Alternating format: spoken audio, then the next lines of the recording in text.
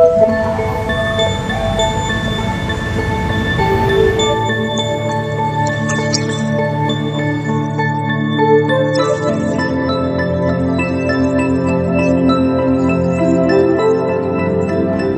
nga pala si Miss Ria Lynn D.S.P. Hon. Sign name ko.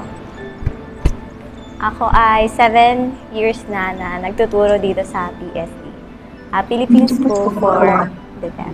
Sa church namin kasi meron na mga deaf kung saan nagtuturo din kami for Sunday school. So, naisip ko and maybe yun na rin yung naging way ni God to become a teacher for the deaf. Ang dami palang mga deaf na kailangan ng tulong. So, ako, nag-decide na rin ako na maging teacher. So, nag-aral ako mag-aral ako ng sign language para din makatulong sa kanila. In the first place, para maintindihan ko rin sila. Kung saan ba sila nanggagaling, ano ba yung culture nila.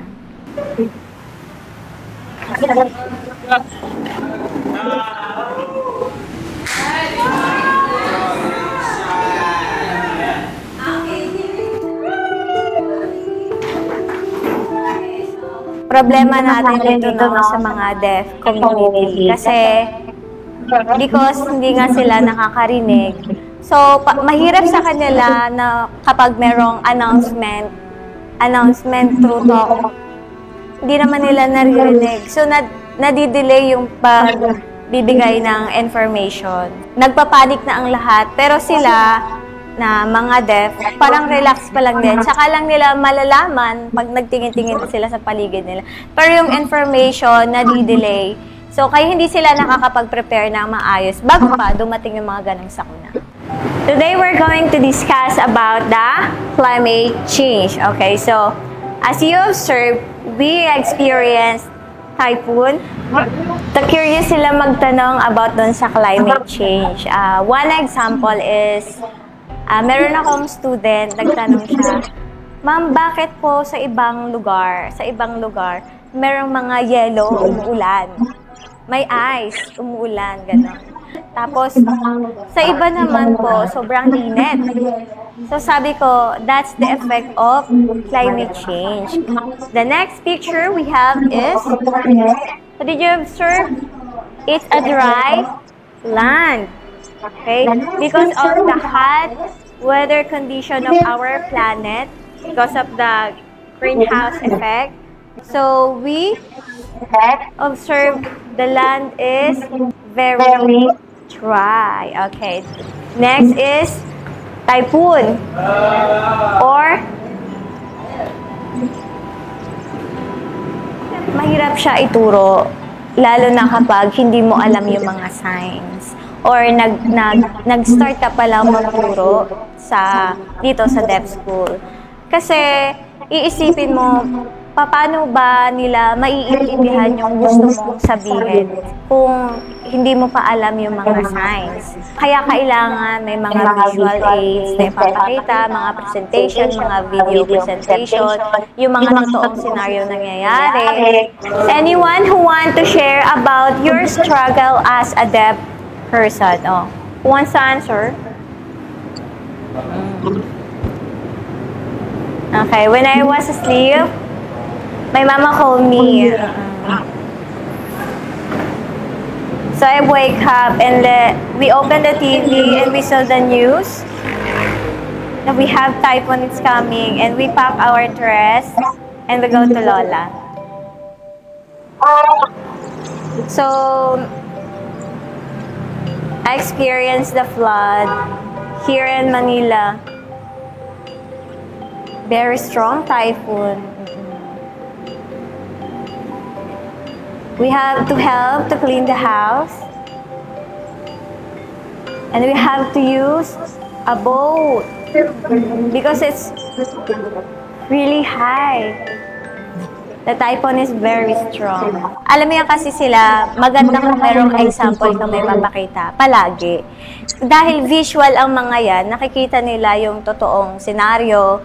Especially, sila mismo yung nag-show o sila mismo yung nag-drama ng totoong nangyayari o yung nararanasan na sitwasyon sa ngayon. Sinasabi nila palagi, aware. So, ibig sabihin, ngayon pa lang, nagiging aware na sila na iyon pala yung mangyayari sa future. And kahit ngayon, nararanasan na nila. Mas nakikita nila, mas nararamdaman nila na, ay, tama pala, kailangan na natin talaga na mag-ingat sa mundo natin, na hindi tayo kung saan basta-basta magtatapon kasi magkakos ng flood.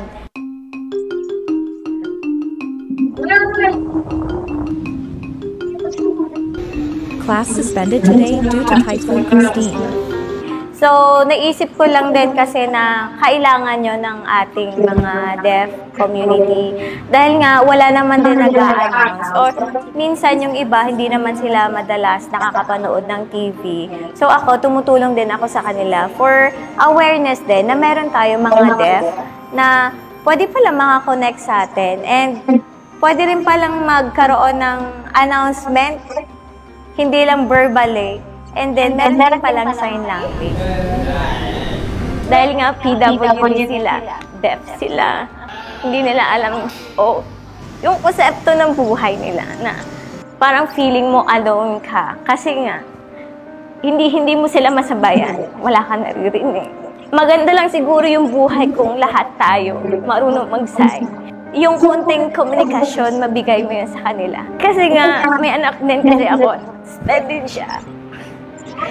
So, parang nararanasan ko kung siya man, mag-isa siya sa mundo, tapos wala tayo.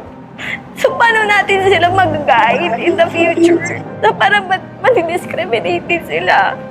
So, kaya ako, gusto ko tumulong kahit papano, sa kahit na anong paraan. Para masabayan mo sila pareho. Kaya parang ang hirap kung hindi tayo magtutulungan pare-pareho. Ma-left behind talaga sila. So, yun, importante, magtulungan tayo. Connect tayo sa isa't isa.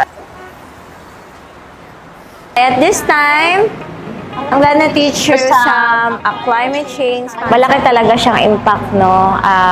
Malaki ding bagay para sa kanila. Kapag natutunan nila to, lalo na importante sa mga science, and yung concept, your idea ng climate change, sila mismo, yung buhay nila, magiging prepared sila kapag merong darating na mga bagyo or any calamities na may experience na in the future.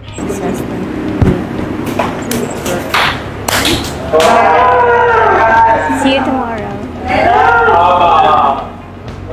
Ito na yung bagong sila.